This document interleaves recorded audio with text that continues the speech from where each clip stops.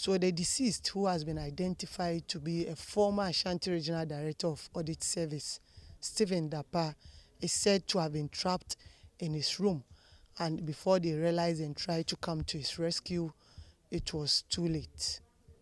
Everything in the house has currently been burnt into ashes, and even the building looks weak. 5 other persons, who are the children and grandchildren of the deceased, managed to escape but sustained some injuries and are currently being treated at the Komfanochi Teaching Hospital. Actually, it was 1:30 a.m. that I had a call that there is a house on fire. So I had to quickly call the fire service and give them the direction to the place. I also rushed to this place as well. And when we came, the house was on a blaze.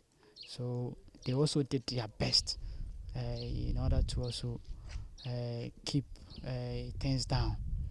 But unfortunately, I think the man was identified to be dead, and he was actually even burnt towards ashes. That is the most painful part of it.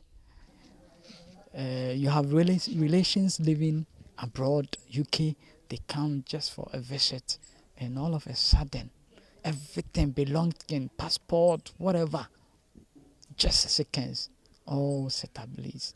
It's very painful, and we are just doing our best just to also console them, to give them the necessary hope. We are very sad. We are very, very sad because we were close to the man, and he is very good. He's very, very good. The Ghana National Fire Service has commenced investigation to ascertain the exact cause of the fire. The body of the deceased has also been deposited at the Komfanochi Teaching Hospital morgue awaiting autopsy. Ibrahim Abubakar, TV3 News, Aburaso, Ashanti Region.